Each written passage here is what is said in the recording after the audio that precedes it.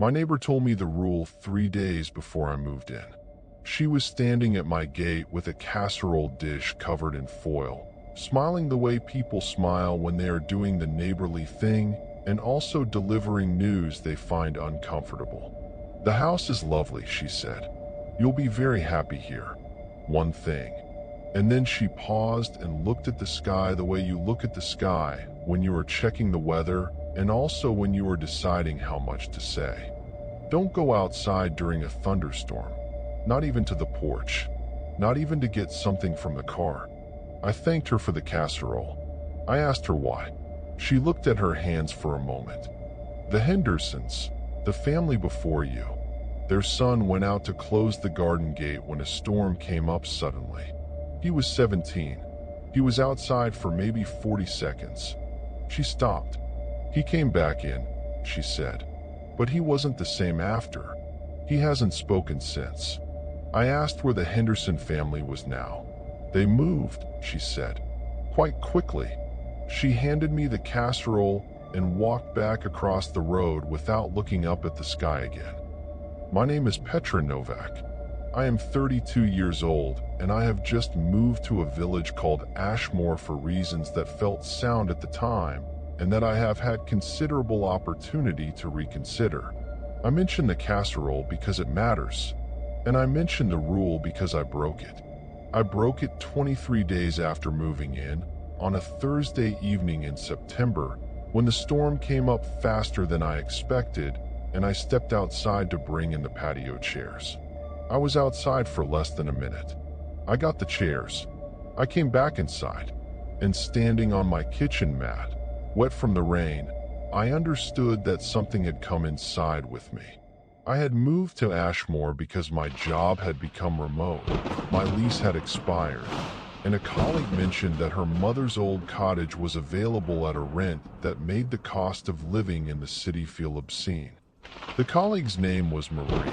The cottage was a 2-bedroom end-of-terrace at the edge of the village, backing onto fields, with a garden that hadn't been maintained for 2 years and a kitchen that was slightly damp but had good light in the mornings.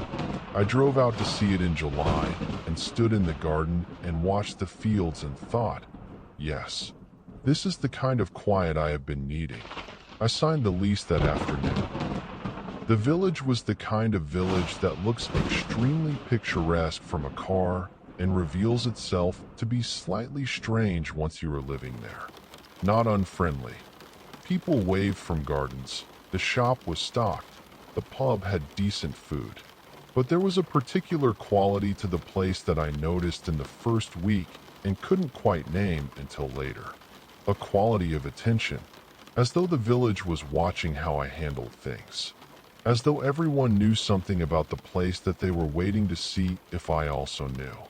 My neighbor across the road, the one with the casserole, a woman named Ellen Marsh, late 60s, very capable, very precise, was the most overt expression of this quality. She had given me the rule. She had given it calmly and completely, the way you give someone a fact rather than a warning. I had thanked her and thought, village superstition. Old places develop them. It means nothing. I was wrong. And I knew I was wrong the moment I stepped back onto the kitchen mat with the rain still running off my jacket. The storm was loud outside, proper late summer storm, thunder close overhead, lightning in intervals of a few seconds. I had been outside for perhaps 45 seconds. The chairs were on the porch now. I was inside. I peeled off my jacket. I looked at the kitchen. Everything was exactly where it had been when I went out. The kettle, the mug I had left on the counter, the book open face down on the table.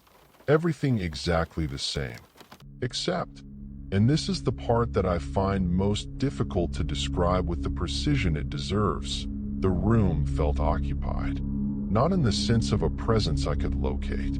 In the sense of a quality of the air, the specific way a room feels when someone is standing in it who was not standing in it before, even if you cannot see them. The room felt occupied in the way that a room feels occupied when you come home, and something is wrong before you can identify what. I stood on the mat for a long time. I looked at every corner of the kitchen. I looked at the hallway. I looked at the window where the lightning was still going. I checked every room. Nothing. Nobody. Nothing moved. Nothing displaced. Nothing to point at and say, there. And yet the feeling did not leave. It settled, rather. It made itself comfortable. It became part of the house, the way a smell becomes part of a room. Something you stop noticing individually, but that is always present in the quality of the air. That night, I did not sleep well, which I attributed to the storm continuing until nearly 3 in the morning and the thunder being loud enough to wake me twice. In the morning, the feeling was still there, subtly, in the background, the way a low-grade headache is present even when you are not focusing on it. I made coffee. I sat at the kitchen table with my laptop. I worked. The feeling was present, but not intrusive. I told myself, you are in a new place. New places feel different. The room does not feel occupied. You have been in new places before, and they always feel faintly wrong for the first weeks. I told myself these things and went on with my day. At some point in the afternoon, I went to the garden to check whether the rain had done any damage, and I stood at the back door for a long moment before opening it. Not because of the rule. The sky was clear, no storm, but because I was aware of myself standing at the threshold in a way I had not been aware of before. My phone rang. It was Marie, checking in. I told her everything was fine. I did not mention the storm or the rule or the feeling in the kitchen. There was a small pause before she said, "Good," that I registered and did not mention. After the call, I stood in the garden in the September sun and looked at the fields behind the fence and breathed the clean post-storm air and told myself I was fine. The feeling was with me in the garden too. Not stronger, simply present everywhere I was. On the 5th day after the storm, I went to see Ellen Marsh. I went in the afternoon with a bottle of wine that functioned as a social pretext and a set of questions that I was trying to decide how to ask. She seemed to be expecting me. She opened the door before I knocked, or at the precise moment I raised my hand to knock, which may have been coincidence. Her house was very tidy and smelled of beeswax, and she made tea before I had asked for it, and we sat in her front room, and I told her about the storm and going outside and the feeling afterward. She listened without interrupting. When I finished, she put her cup down carefully. "How long were you outside?" she asked. 45 seconds, I said. "Maybe a minute." She nodded, as though I had confirmed something rather than told her something new. "The Henderson boy was outside for 40 seconds, she said. "You were outside slightly longer." She paused. I don't know if the duration matters, or whether the threshold is simply the threshold. I asked her what it was, what the thing was that came in during a storm. She looked at the window. Outside, the afternoon was bright and still. "I don't know what it is," she said. "I know what it does. It watches. It learns you. It follows you through the house, and it learns the shape of your life, what you do, when you sleep, how you move. And eventually it starts adjusting things. Small things. Your keys in a slightly different position. A book you left on the left side of the table now on the right. Nothing you can prove. Nothing you can point at." She stopped. The Henderson boy came back in from the storm and sat at the kitchen table and stared at the wall for 6 hours. Then he went to bed. In the morning he didn't speak. He has not spoken since. I asked her what to do. She looked at her hands. "I don't know that there is a do," she said. "The ones who've dealt with it, as far as I know, have left. Moved away. Gone somewhere it couldn't follow or somewhere it didn't bother to follow. I don't know which." I asked how long she had lived here. 41 years, she said. "I've never gone out in a storm." I went home and sat in my kitchen and looked at the book on the table. It was where I had left it. I was nearly certain it was where I had left it. I was perhaps 92% certain it was where I had left it. The remaining 8% was a small cold space in my chest. The following days were ordinary in the way that days are ordinary when something has changed underneath the ordinary. I worked. I cooked. I walked in the village in the mornings. The feeling of presence was consistent, not growing, not fading, simply constant. Like a low background sound you can't identify the source of. I started paying close attention to where I put things. My keys, left hooked by the door always. My phone, charging cable on the right side of the desk always. My coffee mug, left side of the draining board always. I documented these positions. Not obsessively, practically, the way you document anything when you need to know later whether something has changed. A week after the storm, on a Wednesday evening, I came downstairs in the morning and the coffee mug was on the right side of the draining board. It was a small thing. It could have been me, tired, absent-minded, the previous evening. I stood in the kitchen and looked at the mug for a long time. The feeling in the room was the same as it always was. Constant, present, watching, perhaps, learning, perhaps. I picked up the mug and moved it back to the left side and made my coffee and did not think about the mug for the rest of the day. That was the wrong approach. I should have thought about the mug much more carefully and much sooner. By the third week, things had shifted. Not dramatically.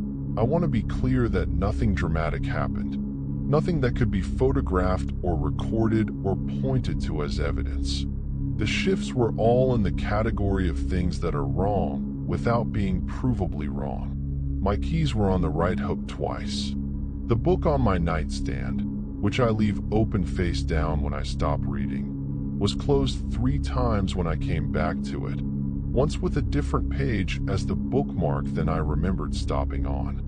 The light in the spare room was on once when I was certain I had not been in the spare room. The back door was unlocked one morning when I was certain I had locked it the previous night. Each of these individually was explainable.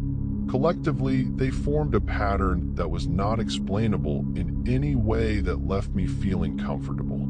The feeling in the house had not changed in intensity, still the same background presence, but I had begun to feel it as directed rather than ambient, as though whatever was in the house had finished the phase of learning and had moved into a phase of something else, something that involved these small adjustments, something that wanted me to notice them. I called Marie.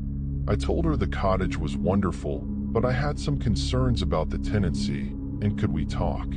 She was in the city, 3 hours away, and she said of course, and we arranged to speak the following week. During that call, I did not mention the storm or Ellen Marsh or the mug on the wrong side of the draining board. I was not ready to say those things to someone who had not already accepted the premise. I needed to establish the premise first. I established it by going back to Ellen Marsh. This time without wine, without pretext, in the early morning while the light was still thin and the village was quiet. She opened the door with the same quality of having expected me. I told her about the keys and the book and the light in the spare room. She listened. When I finished, she was quiet for a moment, and then she said, "It's in the calibration phase." I asked what that meant. "It's learning what you notice," she said. "What makes you react. It's adjusting things and watching whether you respond. It's finding," she paused. "The word I would use is leverage." I asked her what it wanted the leverage for. She looked at me steadily. "I don't know what it wants ultimately," she said, "but I think what it wants proximately is acknowledgement. It wants you to acknowledge it, to communicate with it, somehow. Every time you move the mug back, or close the light you didn't leave on, or check the door you're sure you locked, you're acknowledging it. You're responding. You're having a conversation with it, even if you don't intend to." I sat with this for a moment. What does it do once it has acknowledgement? Ellen was quiet for a long time. Then, the Henderson boy. He sat at the kitchen table for 6 hours after coming in from the storm. When they found him, he was not staring at the wall. She paused. He was staring at the corner, a specific corner of the room, as though there was something in the corner he was paying very close attention to, as though whatever was in the corner required his complete attention and he could not look away. She poured tea. He has not spoken since, but he has never stopped looking at corners. I drove 3 hours to the city the following day. I did not tell Ellen I was going. I did not tell Marie I was coming. I packed a bag, locked the house. Whether the locking would hold I did not know and did not feel I could test, and drove. I stayed in a hotel for 4 nights. On the first night, I slept for 11 hours, which I had not done since childhood. On the second night, I woke at 3 in the morning from a dream I could not remember and lay in the bright, anonymous hotel room with the sound of the city outside and felt, for the first time in 3 weeks, that the room contained only me. Nothing else. No background presence. No sense of being observed by something that was learning me. On the 4th day, I called Marie and told her I needed to discuss the tenancy. We met for coffee. I told her all of it, the storm, Ellen, the mug, the calibration phase, the Henderson boy, and the corners. I watched her face while I talked. She was quiet when I finished. Then she said, "My mother lived in that cottage for 11 years. A pause. She moved to a care home 2 years ago, not because of her health. Another pause. She had started checking corners. All of them. Every room. Multiple times a day. She didn't talk about why. She looked at her coffee. I thought it was the beginning of dementia. I thought that's what it was. I did not say anything. We sat with that for a while. Then Marie said, 'Don't go back.' I asked about the lease, the deposit, the furniture I had left. 'I'll sort it,' she said. 'Don't go back.' And I didn't. I live in the city now. A flat on the 6th floor with large windows and no garden and no back door and no porch. I have been here for 6 weeks. The feeling, the background presence, the sense of being observed and learned is not here. The flat contains only me. I check where I put things, still. Old habit now, or new habit from necessity. I can't tell the difference anymore. My keys are always on the left hook. My mug is always on the left side. My books are always open face down at the page I stopped reading. I dream about the cottage sometimes. In the dreams, it is always during a storm, the lightning going, the thunder close, and I am always standing on the kitchen mat in my wet jacket and looking at a room that is exactly the same as it was when I left, and yet entirely wrong. And in the corner, always the same corner, the far left corner of the kitchen, something is there. I cannot see it directly. It is there in the way that things are there in the peripheral vision of dreams. It knows I am looking, and it has been waiting, with the patience of something that has been in this place for a very long time, in the walls and the fields, in the specific quality of the air during a storm, for me to look directly at it. I always wake before I look. I think this is important. I think this may be the last thing I can control. Ellen Marsh is still there. I know because I called her once, 2 weeks ago, on a bright afternoon when I needed to speak to someone who understood. She answered on the second ring. I asked if she was all right. "Fine," she said. "Quiet today. No rain in the forecast." I thanked her for everything she had told me. She said, "You left before it finished with you. That's the important thing." I asked her how she knew it was finished with me. A pause. "Is the feeling gone?" she asked. "Yes," I said. "Then it let you go," she said. "Or you moved fast enough." Another pause. Then, just before she hung up, she said, "Don't come back during storm season. The rule still applies to you.